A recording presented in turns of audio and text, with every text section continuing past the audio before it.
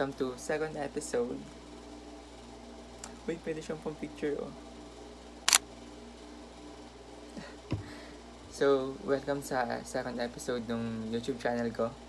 So, again, my name is Franco Justin Beron. Pero you can call me Justin na nga lang. So, for today's video, gagawa tayo ng Get to Know Me. Siyempre, ako lang to, oh. Ako lang. Gagawa naman tayo ng Get to Know Me. Get to Know Me video. So, gusto kong makilala kayo at gusto kong ipakilala ako o ang sarili ko sa inyo. So, let's start with the basic introductions or the basic intros. The first question is, what's your name and what do people call me? Ay nga, kakasabi ko nga lang. So, my name is Franco Justin Giberon or Franco Justin Gutierrez Beron. And what do people call me?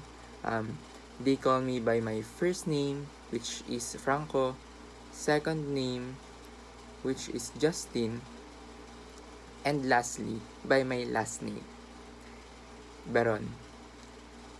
So, yung last name is laging sa school or sa mga educational fields. Tapos, mostly, ang tawag nila sa akin is by my second name. So, yung Justin. Ayan, so, bigyan ko lang kayo ng short kwento or short story about kung saan nakuha yung name ko na Justin.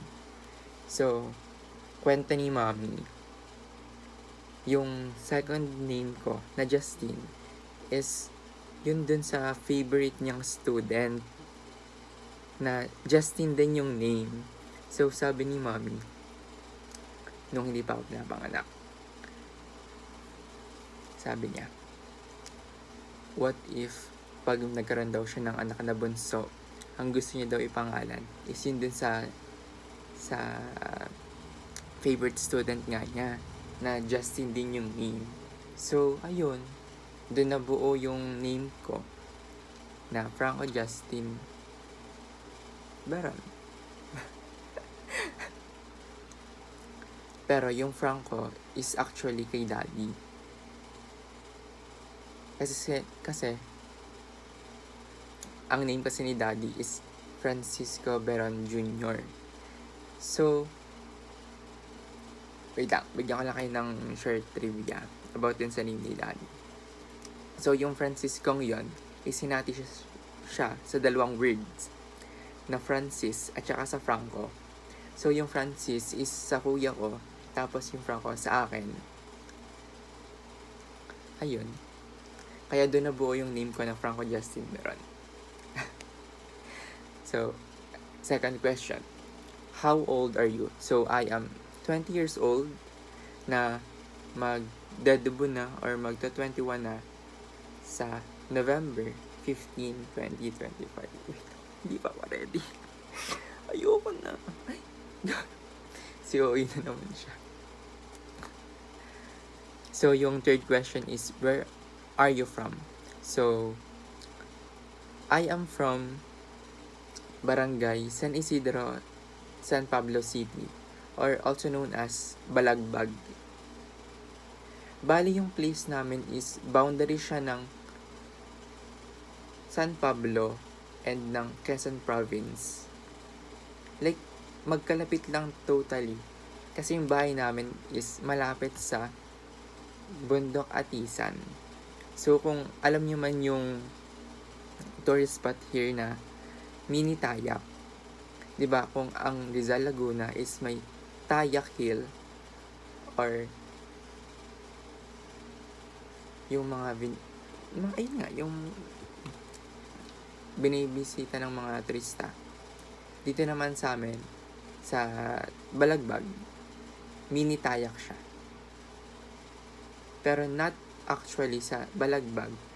Kasi, after ng barangay namin, mas may another barangay pa, bago siya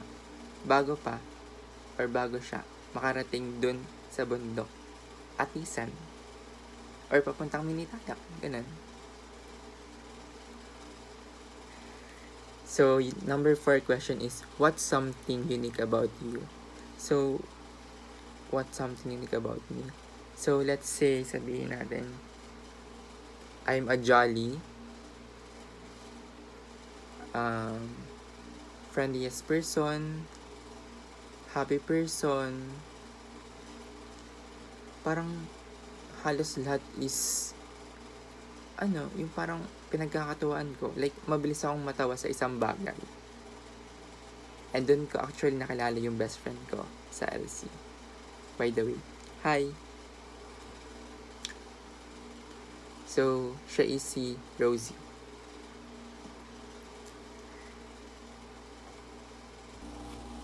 Nakalimutan ko pala yung isang question. So, yung isang question dun sa basic introductions. What is your favorite color? So, yung favorite color ko is actually red. Yes po. I'm a red person. Hindi sa galit ako lagi. Hindi pa. Okay ko lang masyado. Kaya siguro nahiligan ko yung movies na Stranger Things, no? Kasi gawa ng red concepts. Uy! Si Uy! Ay, napindot naman. Sorry, hindi ko alam. Grabe, pinindot mo agad. So, let's go to the second part, which talk about my personalities and my interests. So, the first question for this one is, how would you describe yourself in 3 words?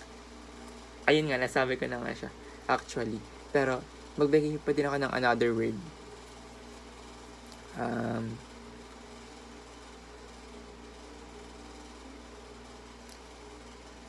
Yung first one is, I'm a collectible person, or I am a valued person. Sabihin na natin, pag may binigay ka sa akin, iingat-ingatan ko siya for the rest of my life. Like, para siyang friendship bracelet, basta yung mga friendship bracelet na pag binigay sa'yo ng kaibigan mo, is iingatan mo forever and ever. Yun, ganun ako. Tapos, yung pangalawa is, lovable. Kasi, not totally lovable in a way, pero sabihin na lang natin is lagi nila akong priority. Or when it comes to the family, sabihin na natin, bunso nga ako, diba? Actually, I'm bunso. May kuya pa akong isa. Ayan. Tapos, laging kapag kunyari sa part ng daddy, sa part ng mommy, laging pag kunyari napunta ako, kasi nga, as a bunso, laging kinakamusta ng mga tita-tito, ng mga kuya-ate, mga pinsan na, uy, kamusta ka na? Ganan. Kamusta ka na? Ganan. Laging ganun yung sinasabi nila. So, lagi nang sasabihin ko is, okay lang naman. Pero yung iba is laging may pabiro. Pero okay lang naman sa akin. Kasi it's just a biro. Tapos yung last word, or yung pang 3 words ko, sabihin na natin is,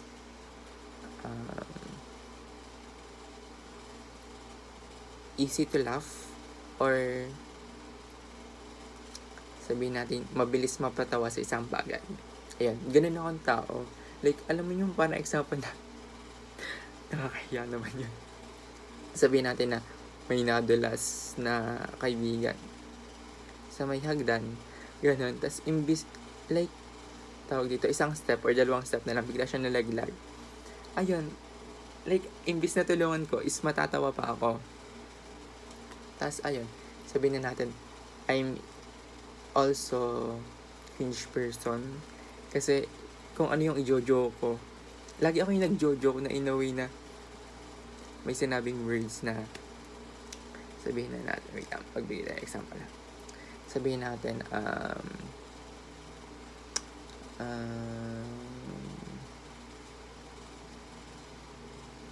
kunyari ay light or ilaw. Ganun. jojo ko. Kapag nakakita ko nung kaklase ko or any person na kasabihin ko minsan. Example is pag kunyari nakain sila. Uy, kain ka ng kain. Hindi, sa tingin mo, ang timbang mo na ba ay light? Tapos medyo, alam ko nakaka-insult yan, pero para sa akin lang ha. Pero para sa akin, okay na naman siya. It's just a joke. Pero hindi ko naman pinapersonal. It's just a joke lang. Walang mali share anything. Basta joke. Oo, joke na yan. Tapos, yung second question is, what are your hobbies and things you love doing? So, my hobbies are, madami akong hobbies eh. Wait lang. Isa-isahin ko pa ba? Pwede na. Para nga, get to know me actually. Yung hobbies ko are, sabihin na lang natin is,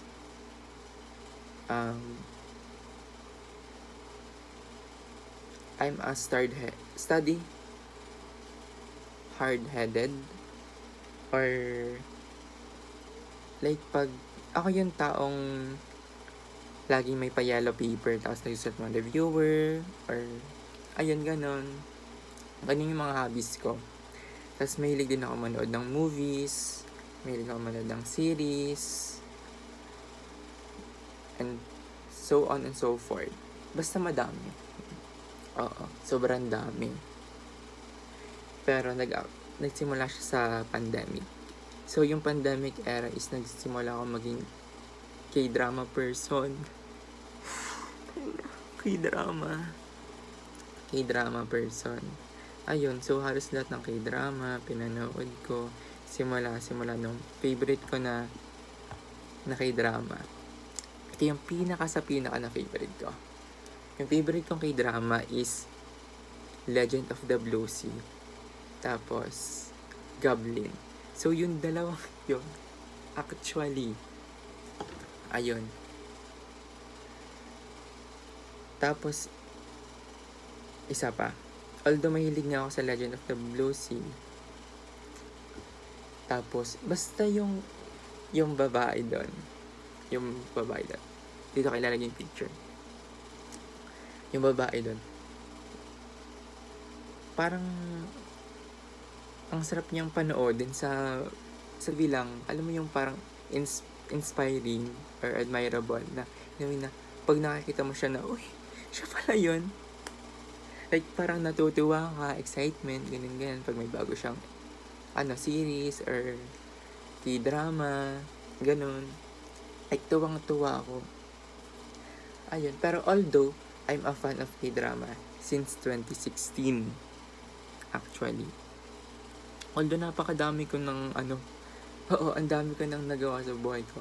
Naging Wattpadder, naging anime lover, naging yung tawag dito yung panood ng mga TV series, mga movies, or mga moviegoers, ganun. Basta napakadami ko ng napanood sa entertainment. Ganun. Basta super dami.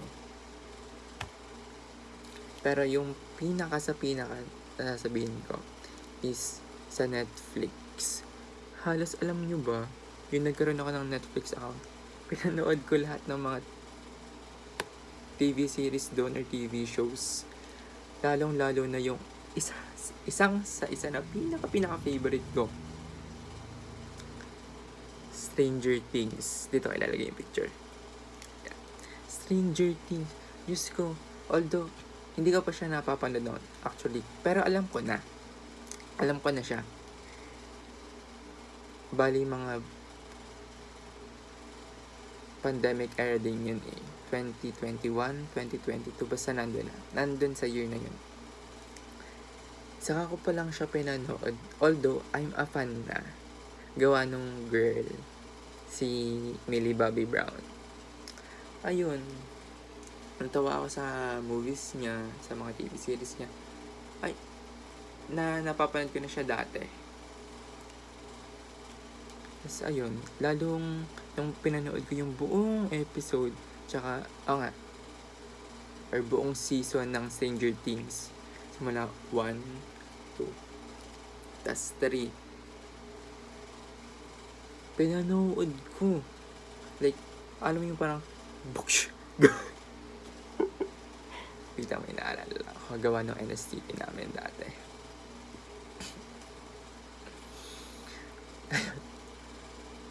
Ayun. Wait lang. Ikwento ko na nga din. Sabihin na natin yung bugs na yun is, ayun yung sa kaibigan ko dati. Like, nasabihin lang siya na ganun. Kasi nga, nagluluto sila sa NSTP, sa Seawatts. Kasi Seawatts yung amin eh. Ayun. Seawatts or ROTC? Basta, yun na yun. That's, ayun. Kwento ka na. So, ayun, yung nagluluto sila. Biglang nakita nung kaibigan ko. Tapos, biglang ginanon daw. And ako naman, okay. Like, okay. Pero, syempre, nung further na balik, natawa naman ako. Syempre, habang nagluluto, baga naman, bigla ganun, alam mo yun. Parang, tanga naman yun. Na, ayun. So, back to the topic. So, things I love the most. So, I do love cleaning. I do love watching. I like art. But most of all, I like the songs of Ariana Grande. Like, oh my God. Sabihin na natin, nung kaka-release lang kahapon. Tama ba kahapon? Tama, kahapon. Kaka-release lang kahapon nung ika 1 year niya. Hapon ba or ngayon? Kailan ba nirelease yung ano? Kahapon. Nung March 8. Diba? March 8, 2023, nag-release si Ariana Grande ng bagong album. Yung ika-6 album niya na Eternal Sunshine. Tas ayun, pinakinggan ko mula intro. Grabe intro pala. Ramdam mo na. Sabihin na natin, yung album na yun is, it really healed me. Legit, like paulit-ulit, ganun. That's the process, the elaboration, and so on and so forth. Tas ayun, nung napakinggan ko yung 6 album niya, pinakinggan ko lahat. Mula 1st, 2nd, 3rd, 4th, tsaka 5th. Mula dun sa album niyang My Everything, Yours Truly, Sweetener, Rem, at tsaka Positions. Oh my God, Positions, the best. Oh, legit, Position. Tas ang favorite kong kanta sa Position is POV, Position of the Table.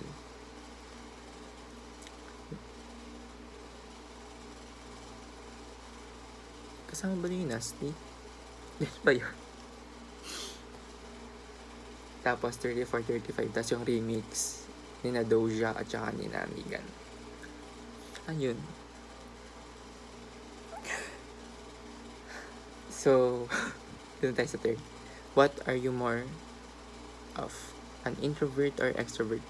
I'm actually an extrovert person. Pero mahihiyain ako. Mahihiyain po ako. Kunyari sa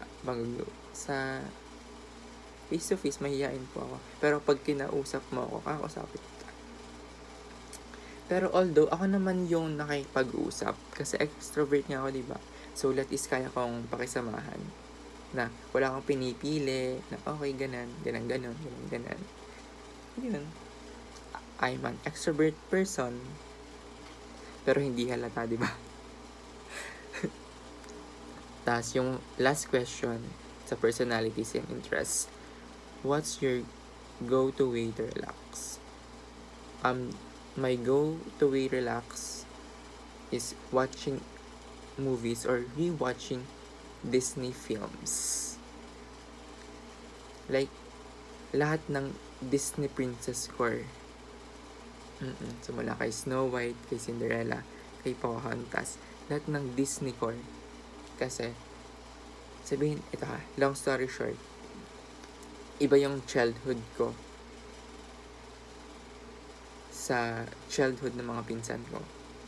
Kasi yung childhood nila is yung tawag dito.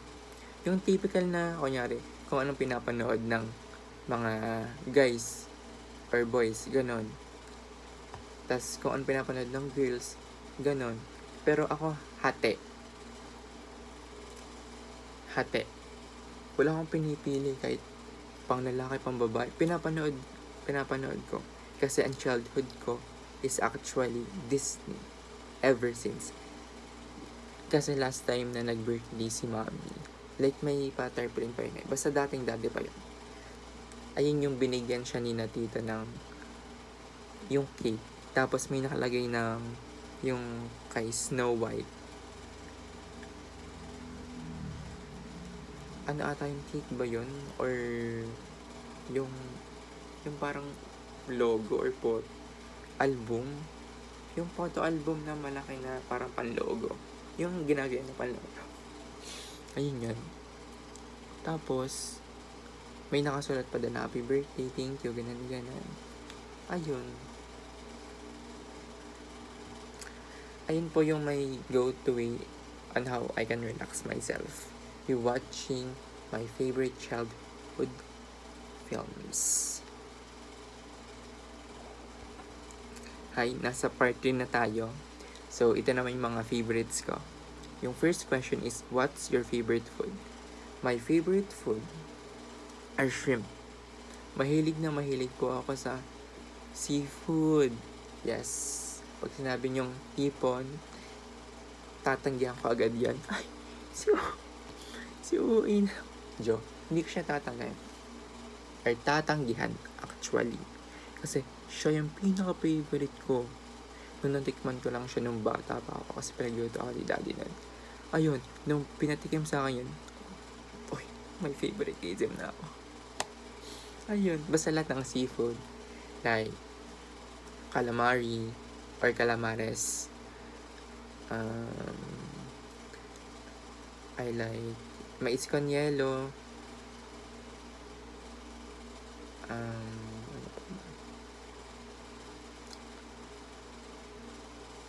Basta madami. Lahat naman kinakain ko. Ayun. So, sa second question naman is, do you have a favorite movie or TV series? Grabe. Yun na nga yung sinabi ko. Favorite movies ko is about sa Disney. So, yung TV series naman is sa Stranger Things. Third question, what's your favorite song or genre? Favorite song, ayun nga, kakasabi ko nga lang, yung kay Ariana. Music genre naman is I like sweet, pop, and R&B. Fourth question, do you prefer coffee or tea? I prefer tea. Actually. Yes, I prefer tea. Pero lately, I do like coffee na. Ako dati kasi is laging, alam mo yung, since grade 6, nainom na ako ng tea or mga tea syrup, ganon. Pero nung nag-college ako, ngayon college year, I do like coffee na, lalo na yung binibili ni mami, coffee na Essenso. The best pag ginagawa siyang iced coffee. Siyempre made by me. Si Oy na naman siya. Tapos, last question is, what's your favorite place you've visited? My favorite place that I visited is our hometown, which is the Tagaytay place. Yes po.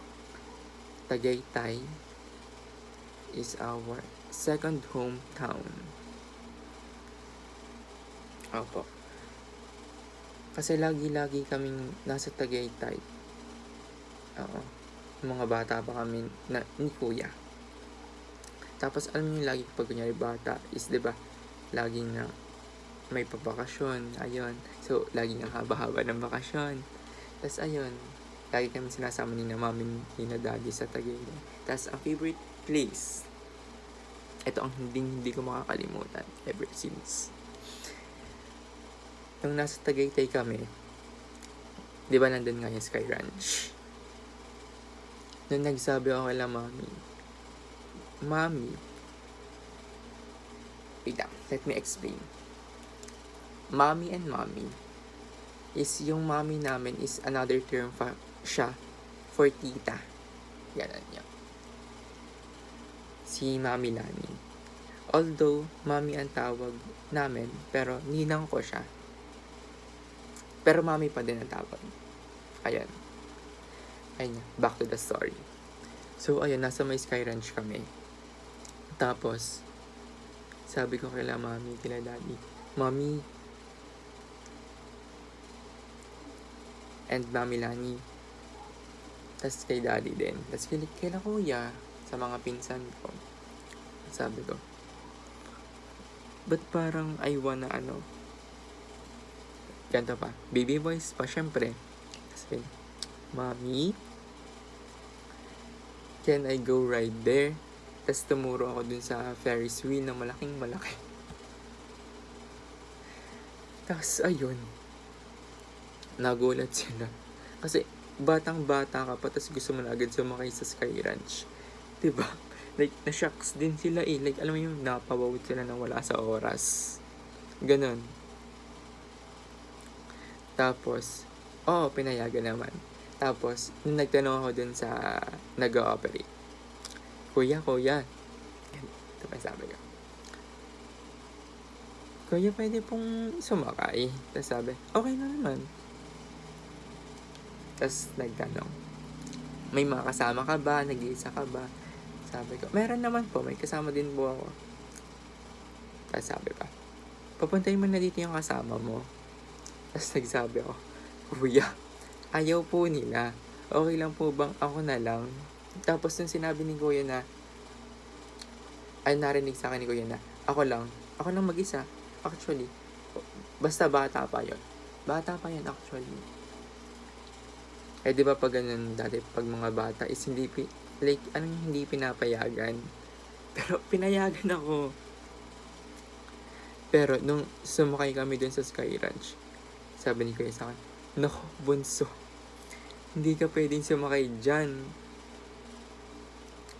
Nung sinabi niya sa akin na hindi ako pwedeng sumakay dun mag-isa, na-disappoint ako.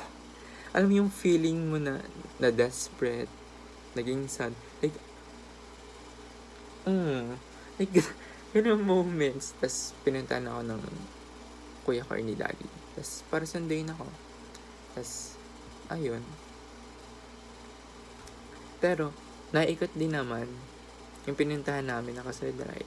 Pero, doon kami pumunta sa merry-go-round. Ayun. Yung nasakay lang na taas-taas na kabayo. Ayun.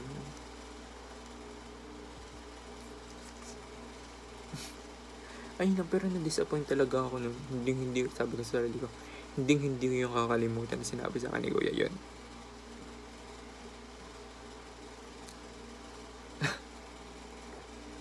Tapos hanggang yung college years, alala ko pa din. Ay nako. So, nag-play na. Grabe, nag-play na. So, yung fourth part natin is fun and random questions. So, the first question is, if you could have any superpower, what would it be?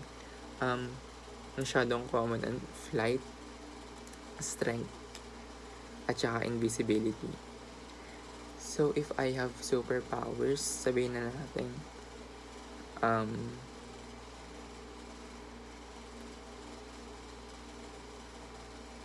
I wanna be invisible.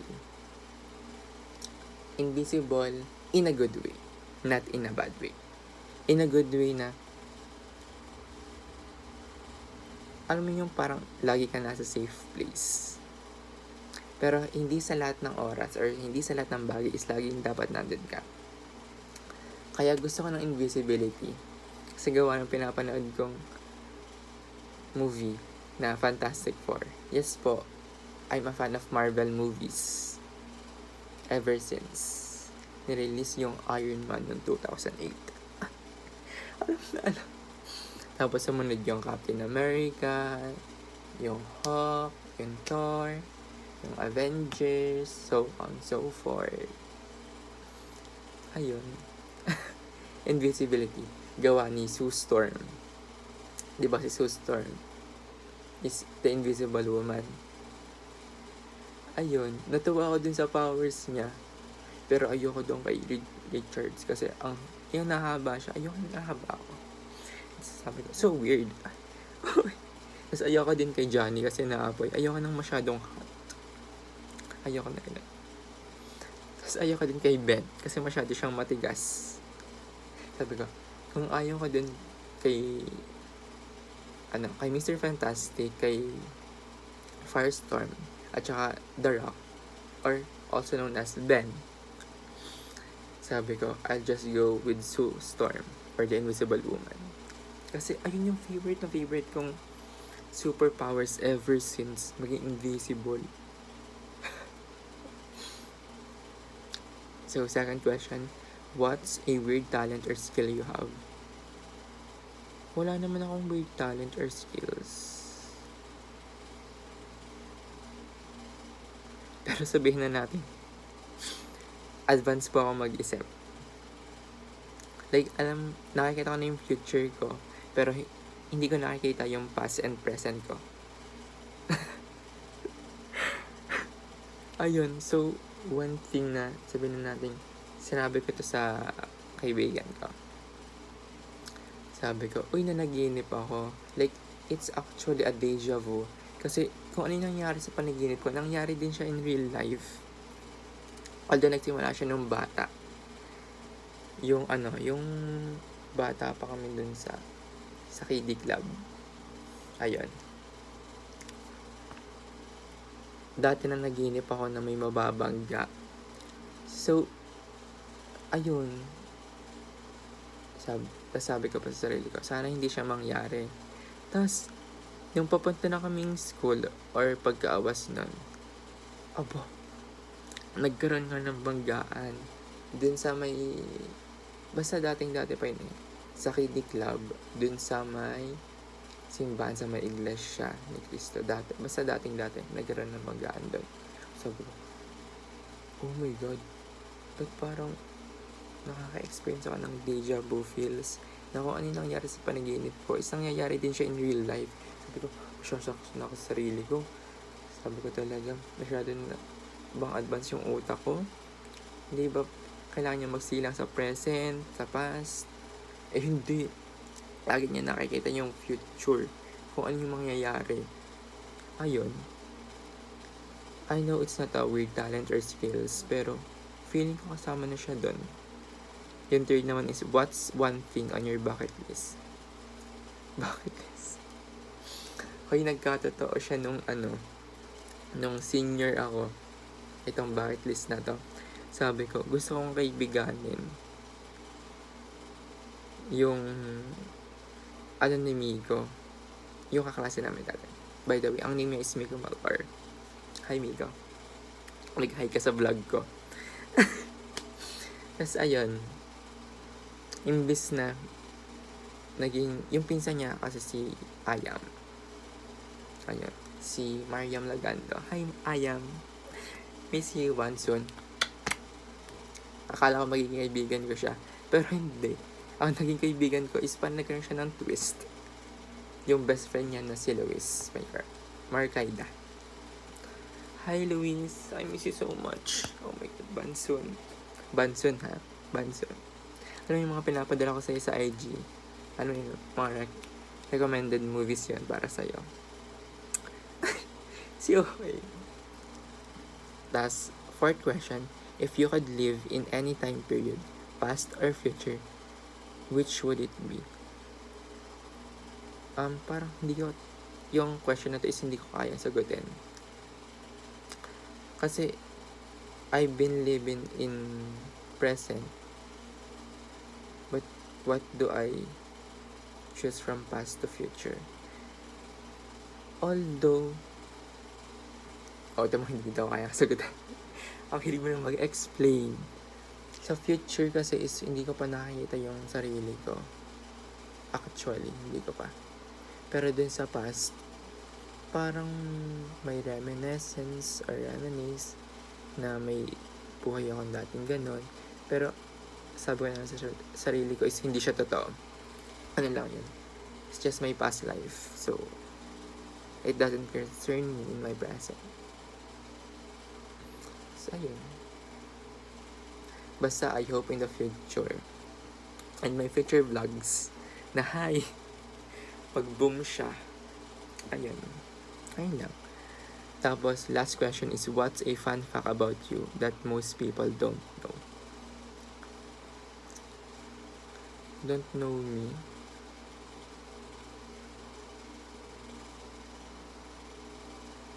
Sabihin natin,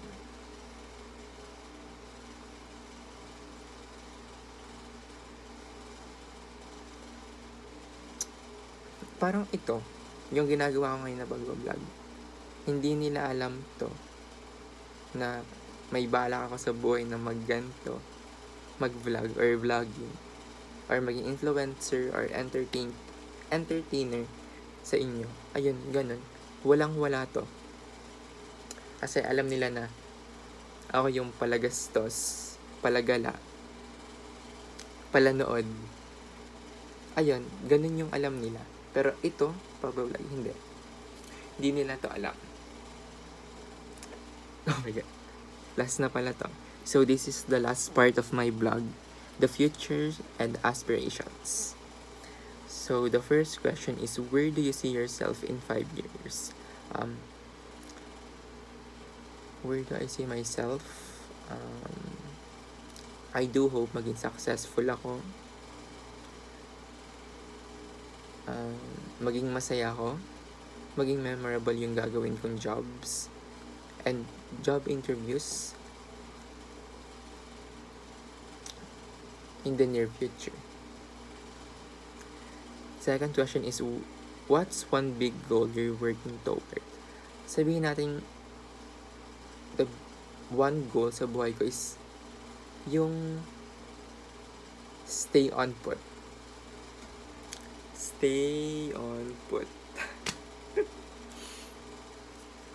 Ayun, yung ayoko mo nang maging advance at ayoko din masyadong sa past.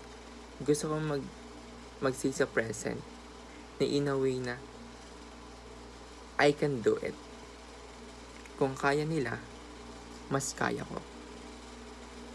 At kung kaya ko, mas kaya nila. Ayun yung goal ko sa buhay ko ngayon. Love myself, be who I am, and that's it. So yung last question is, if you could have a dinner with any celebrity, actors, actress, so on and so forth, who would it be? Sabihin na natin si Olivia Rodrigo, the one and the most ever, ay siya.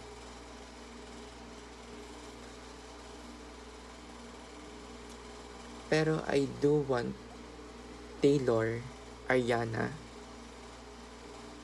Selena Gomez, Miley Cyrus, and Charlie Puth, and Meghan Trainor as well.